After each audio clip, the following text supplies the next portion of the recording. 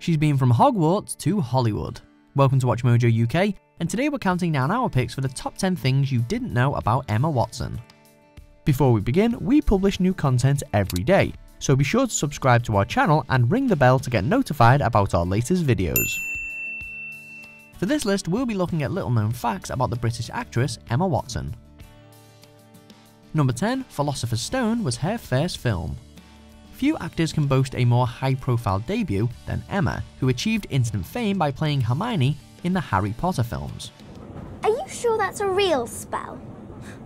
Well, it's not very good, is it? While some of the young cast, including Daniel Radcliffe, had already bagged a big screen role or two before heading to Hogwarts, the first Potter flick was Watson's first acting job. You're going to take someone's eye out. Besides, you're saying it wrong. It's Leviosa, not Leviosa. J.K. Rowling is said to have thought that Emma was perfect for the role of Hermione from the get-go, but just like everyone else, the aspiring actress went through 8 auditions before finally landing the part. What if I make a fool of myself? You won't make a fool of yourself. It's in your blood. Number 9, she almost quit the wizarding world. As difficult as it is to imagine anyone other than Emma playing Hermione Granger, she very nearly walked away from the role mid-series. Promise you'll write this summer. Both of you. Following the 4th Potter picture, The Goblet of Fire, Emma reportedly felt as though she couldn't commit to filming for a further 4 movies. At the time, the actress had wanted to concentrate on other things, namely her education. But Warner Brothers clearly knew how important Watson was within the franchise, and the studio adapted the Potter shoots to be more accommodating of her needs. Ultimately, Emma signed on for the rest of the films, much to everyone's relief.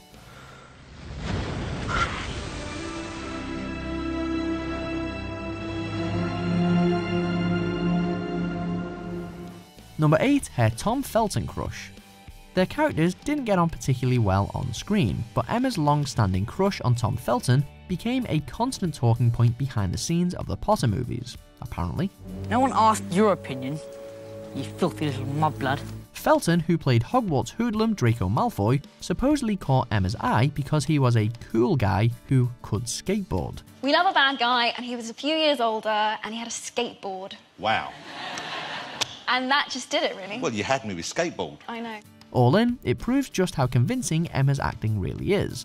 Throughout the films, Hermione and Draco are best of enemies, and no one's forgetting the Prisoner of Azkaban punch scene in a hurry. Malfoy, you okay? Number 7, missing the Oscars after party. In 2014, Emma was invited to the Academy Awards to present an Oscar. She graced the red carpet, made her mark on the ceremony, and everything seemed to be going to plan. But then she returned to her hotel to get ready for a prestigious after-party, and fell asleep. When she finally awoke, instead of hurriedly heading off to the glitzy event, she reportedly spent the evening relaxing and eating pizza. Someone woke me up and was like, do you want to get changed to go to the party now? I was like, I just kind of want to stay here. So I just ate pizza and... Hey, let's be honest. Who hasn't ditched a night out in favour of bed and junk food? It's just not many of us get to say no to the Oscars. Number 6, the Sophie Sumner link. Born in Oxford, Sophie Sumner is a former runner-up on Britain's Next Top Model, and a previous winner of America's Next Top Model, taking top spot in 2012. Sophie! She's also really close friends with Emma Watson. Having met at school in Oxford, the pair were even roommates at one point, and despite Emma spending lots of time on sets all around the world, and Sophie going on to pursue a modelling career, their paths haven't strayed too far from one another, and they're still good pals. Clearly, there are few celeb friendships quite as fashionable as this one. Number 5, HeForShe and the UN. Since finishing with the Harry Potter films, Emma has emerged as a leading feminist and role model for women all over the world. I am reaching out to you because we need your help. We want to end gender inequality. Not only has she been appointed the UN Women Goodwill Ambassador, but she also founded the solidarity campaign HeForShe. The initiative calls for all genders to support equality, focusing primarily on encouraging men to support a feminist movement that's all too often considered as a women-only effort. The footage of her speaking in front of the UN in 2014 has been widely circulated, but Emma's efforts are an around-the-clock endeavour. I think it is right that I should be able to make decisions about my own body. I think Number 4. Teen Vogue record breaker. Given that it's one of the most famous fashion magazines in the world, a Vogue cover shoot is quite the feather in the cap for any aspiring actor, model or 21st century celebrity. And Emma quickly achieved her first brush with the brand, featuring on the cover of Teen Vogue in 2007. An edition of the mag for younger readers, it was launched in 2003, but few cover stars attracted quite so much attention as Emma. At the time, she was the youngest person to ever appear on the front page, and her Vogue career has gone from strength to strength ever since. Number 3. She was born in Paris. Sure, she started her acting life as part of one of the UK's most successful ever film franchises, but Emma's actually a Parisian by birth. This is the Paris of my childhood. These were the waters of my life. She lived there with her parents until she was 5 years old before moving back to London. The actress has even revealed in interviews that she still speaks a little bit of French, although not quite as well as she used to.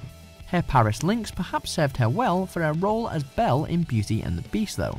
The original Disney animation was set in 19th century France, and the original tale was written by the French writer Gabrielle Suzanne Barbeau-Villeneuve. It's wonderful. Number 2. She was almost Cinderella. Before her part in Beauty and the Beast ever came to be, however, Emma was considered for another live-action Disney princess role, Cinderella. You're worried about telling me, but you mustn't be. Not if it will lead to your happiness. Of course, Lily James was eventually cast in a 2015 retelling, after Watson was reportedly approached for the part but turned it down.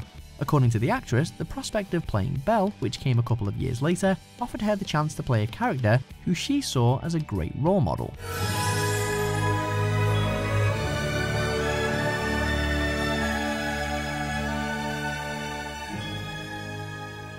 Presumably, she just didn't feel the same about Cinders.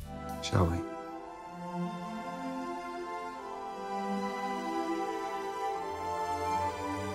Number 1. She's a qualified yoga instructor.